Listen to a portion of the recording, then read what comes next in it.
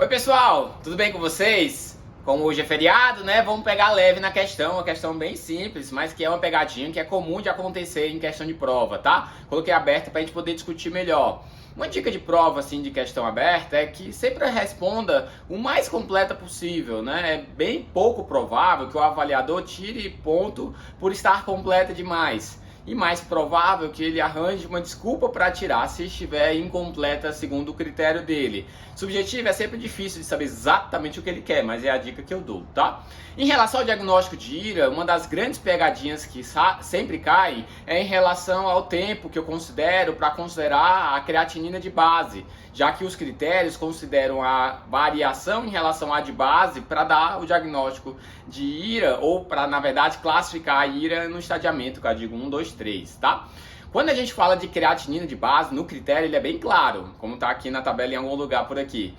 7 dias ou no máximo 7 dias, em teoria, a creatinina que a gente vai utilizar como creatina de base, ou uma creatinina dosada, de preferência a menor desses últimos 7 dias, que isso só vai acontecer em paciente internado, né, praticamente hospitalizado, ou a presumidamente creatinina de 7 dias, né, ou seja, se eu tenho uma creatina de 1, 2, 3 meses num paciente que está estável, sem sintomas, sem intercorrências, a gente presume que aquela é a creatinina dos últimos 7 dias, tá? Esse paciente que eu coloquei em questão, ele teve uma intercorrência há 4 meses, a creatinina anteriormente era 0,8, que era basal naquela época em teoria, e ele depois, há um mês, na verdade ele teve uma coleta há 4 meses, né, na rotina, e há um mês ele teve uma internação hospitalar por conta de um quadro de ITU. Essa creatina chegou a fazer 4 de creatinina e saiu com 1,5.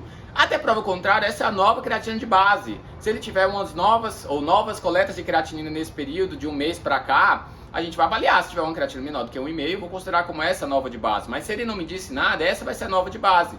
Se eu tive uma IRA, existe a chance de eu ter me tornado um paciente com uma função renal pior do que era 4 meses atrás. Existe a chance de ter melhorado, mas eu não tenho essa informação. Então essa vai ser a minha creatinina de referência. Na entrada ele tinha 3,5 de creatinina. Então se eu considerar de um mês atrás, que era 1,5, eu tenho mais de 2 vezes, mas menos de 3 vezes o valor 1,5 como uma alteração da creatinina, né? Já que está 3,5, né? 2 vezes seria 3. Então 3,5 é um pouquinho mais de 2 vezes, mas menos do que 3 vezes, que seria 4,5. E no caso, acima de 4 já é CADIGO 3. Então nesse caso eu classifico como CADIGO 2. Existe uma variação que não é muito bem explícita no próprio guideline, é que eu posso considerar retrospectivamente esse diagnóstico. Caso a creatinina caia durante a internação, esse paciente é um paciente da vida real, que chegou com PBE lá no Hospital São Paulo, e lá ele acabou evoluindo com melhora da função renal com tratamento com antibiótico terapia e acabou em 0,8, 0,7 de creatinina. Então, retrospectivamente, eu posso sim dizer que ele era uma IRA CADIGO 3. Tá bom? Mas nessa entrada, nesse momento da admissão, ele é uma IRA CADIGO 2. Tem uma particularidade que eu nem quis botar muito de pegadinha nessa questão, mas que é importante que vocês saibam, é que o critério para IRA no cirrótico é um pouco diferente. Tem o Clube Internacional de ACIT, que em inglês é ICA, que criou um novo critério, que é o critério ICA-AC, né, que já tem 6, 7 anos. Nesse critério, ele considera a mesma coisa que o CADIGO para a creatinina, mas ele não considera diurese como uma forma de dar diagnóstico de IRA ou de estadiar a IRA no cirrótico. É algo que vem sendo discutido, já que a gente já sabe que sim, tem importância prognóstica a diurese no cirrótico, tá? É algo que a gente pode discutir em um segundo momento, tá? Eu coloquei aqui oligúria só para vocês avaliarem isso num cirrótico, mas nesse caso 6 horas nem daria tempo de eu considerar como uma IRA CADIGO 3, já que 6 horas não é suficiente para considerar CADIGO 3, né? Seria anuria em 12 horas ou menos de 0,3 ml por quilo-hora em 24, tá? Mas só para vocês saberem que existe essa forma diferente em cirrótico de dar o diagnóstico. Além da classificação por estadiamento da variação da creatinina, a gente também pode classificar o paciente com IRA de acordo com a diurese em oligúrico e não oligúrico. Isso tem sim importância prognóstica.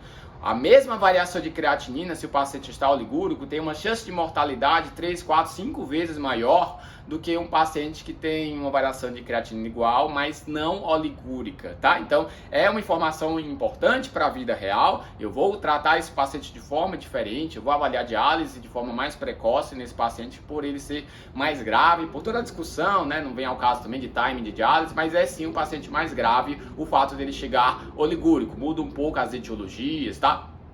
Além disso, o que eu gosto de falar sempre para o pessoal, para os alunos, é que a gente tem que, sempre que for classificar uma IRA, colocar o sobrenome da IRA. É uma IRA oligúrica ou não, CADIGO 1, 2 ou 3, secundária a quê? IRA é um diagnóstico sindrômico. Se eu não dou o sobrenome, eu não sei tratar. Tratar IRA com diálise é só substituir o rim, tirando ele do risco de uma emergência dialítica que pode levar ao óbito, mas não trata a causa, não melhora o paciente, que é o meu objetivo. Então, eu dar um sobrenome na hora que eu coloco lá o diagnóstico faz toda a diferença, que eu vou tentar avaliar se aquela causa foi revertida. Às vezes o paciente tem vários sobrenomes, ele pode ter uma IRA por sepse, desidratado e nefrotoxicidade junto, ou era uma sepse que foi somado com nefrotoxicidade, com choque durante a internação também. Existe essa chance.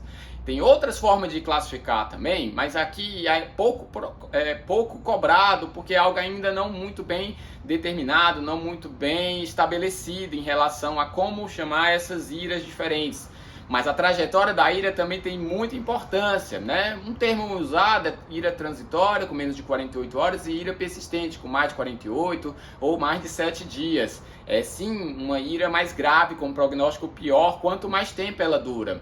Se a IRA recupera e volta a recidivar, é mais grave. Se a IRA não volta à função renal de base, é mais grave. Tem classificação também que está sendo sugerida pelo John Kellum, que também envolve biomarcadores, por tratar-se também de uma IRA mais grave, né? Talvez no futuro a gente use o teste de estresse furosemida como uma forma de classificar. Enfim, só para vocês entenderem que o diagnóstico de IRA e a classificação em especial está se tornando mais complexa, porque isso pode ter mudanças em relação a tratamento, a prognóstico, a forma como eu vejo o paciente, a forma como eu dialiso, se eu sou mais agressivo na investigação, se eu faço biópsia ou não, tá?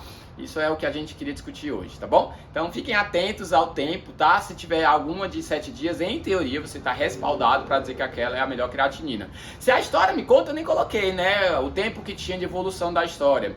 Mas se a história me conta um sintoma mais arrastado, aquela creatinina dos 7 dias pode ser que ela já esteja variando.